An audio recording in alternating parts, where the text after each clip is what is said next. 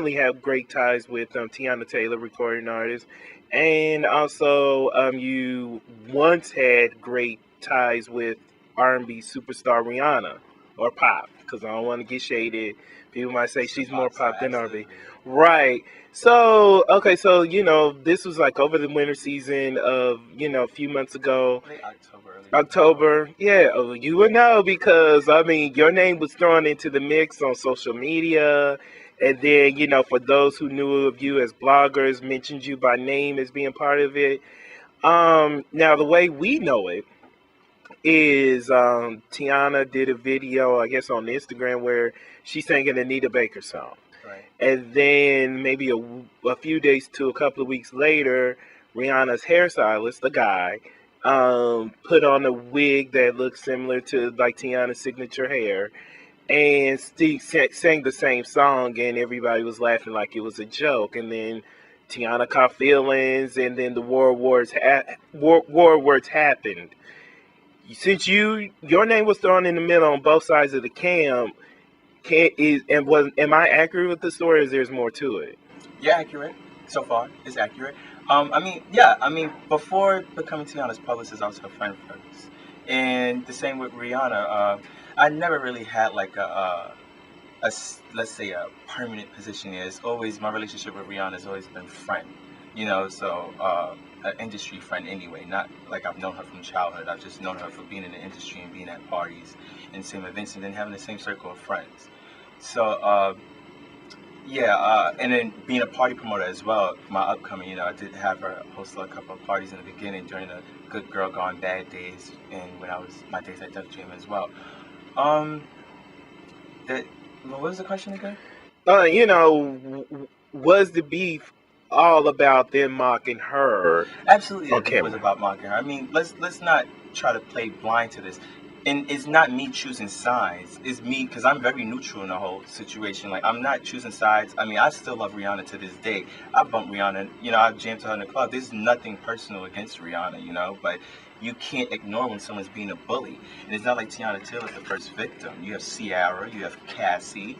She's done this multiple times to many other people. But when someone keeps taking direct jabs at you, we all as human beings have limits. So you can't expect us all to be perfect, especially when we're all not, brought up like that. But end of the day, you can't expect everyone to walk away or ignore, especially when you're taking direct jabs and it's continuous direct jabs.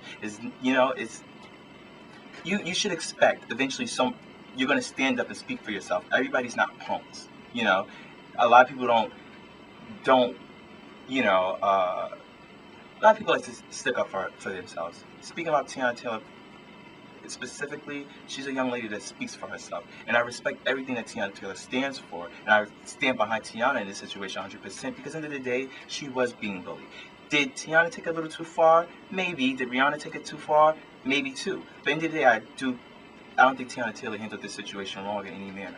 Even with the picture where, was it on Twitter, where she showed Rihanna's face after she got beat up by Chris Brown? Well, see, that wasn't Teyana Taylor that put that picture together. I mean, for everyone that followed this Twitter argument as it was happening, a fan made that picture.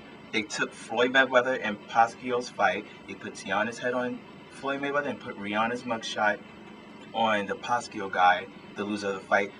Picture, like a fan made that picture, and she didn't post that on her background until Rihanna posted a false picture of Tiana's net worth on her background. So it was very tit for tat. They both were petty. They both tit for tatted each other. But I don't think she was wrong because at the end of the day, it didn't get taken out of line. And this is what young adults and young teenagers typically do with each other on Twitter nowadays. Right. Whether we like it or not. But then, okay, so I remember, yes, when she was posting up the salaries or the net worth of herself and Teyana on her background page, people who follow her timeline, she wouldn't say Teyana's name directly, but she kept saying... She posted a background picture that had her name up there with a false amount under her name. Right, but she was saying I remember she was alluding to saying that... people were mad because she's not lending her name or not helping them out like she expected, as if you guys were owed, or she owed you guys something. Were you aware of that, and what was your response to that? No, no one feels that she owes Teyana. Myself don't feel like Rihanna owes us anything. And we don't owe her nothing either. So nobody owes anybody anything. This whole Twitter situation was very random. It came out of nowhere. This happened. Does it have anything to do with like Chris Brown being that Tiana's like best friends with him? It just Okay. it has. We don't know. No one to this day knows wow. where this stemmed from. It just happened. They felt like making fun of her one day. They made fun of her, and anybody that knows Teyana Taylor, she does not. She does not back that. down, right? She doesn't bully people, so therefore she does not tolerate being bullied. And I agree with that completely because I growing up in New York City, you know, I went to junior high school. High school, I was being bullied. Not to feel like being a victim or anything like that. It wasn't consistent, but I know how it feels to be bullied, and it's not a comfortable feeling or position for anyone to be in. So then, fast forward to when the beat died down. Let's not forget, let's also not leave this out. You know, you're worth $90 million allegedly. You're also on tour in Australia at this time. Like, if you're so busy, you're not sweating people. Why do you have time? Where do you make time to do this? Because I know if I was allegedly worth $90 million, and I was on tour in Australia or anywhere else, I wouldn't be on my Instagram or Twitter. You know what I mean? I'm too focused. There's millions of artists out here that are coming for that same seat. That's what I would be worried about instead of individualizing people instead of selecting them out individually. There's millions of people coming at one time for that one seat.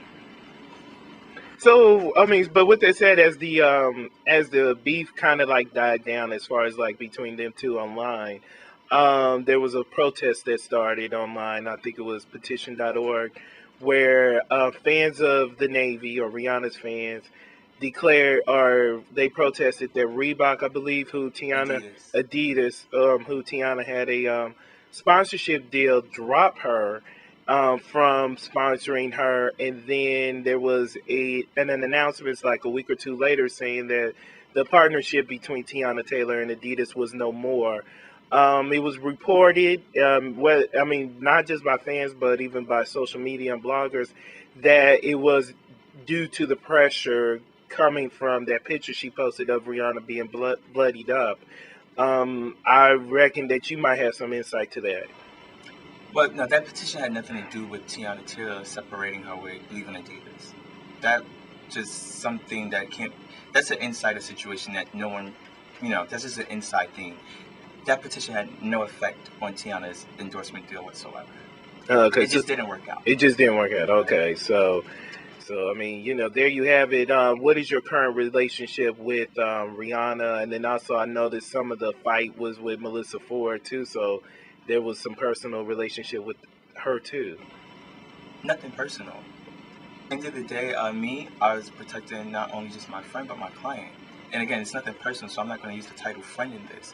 I protected my client, and I really didn't say much of anything at all in the fight. Melissa just pretty much brought my name up, but no love lost. I still love Melissa, and I still love Rihanna. Like, and we see each other in the club. It should be nothing. Nothing should happen. I mean, nothing should be happening afterwards because this was nothing personal. I mean, whatever Rihanna's beef is with Teyana Taylor is their problem to figure out. They have a friendship. They have each other's number. That's for them to handle. It's not for me to get involved or anyone else to get involved and try to find a resolution. They can handle that themselves. They're grown women. Okay. So with this over with, or being past it over a few months, have you noticed for yourself or Teyana some kind of backlash within the industry, or maybe some kind of blackballing because everybody say, yeah, well, Rihanna's under Jay-Z and you don't mess with anything that's... Teyana Taylor's under Kanye West. Enough said. Right. The first lady of good music. They gave her that title. They gave her that title, and then music is coming out soon? Music is coming out soon. I mean, the mixtape came out first, but was no affiliation whatsoever with the label. But then the Good Music Cruel Summer album, which is a little sample of what she's going to be bringing to the table. I mean, again, stay tuned to her Instagram and Twitter. That release date is going to come.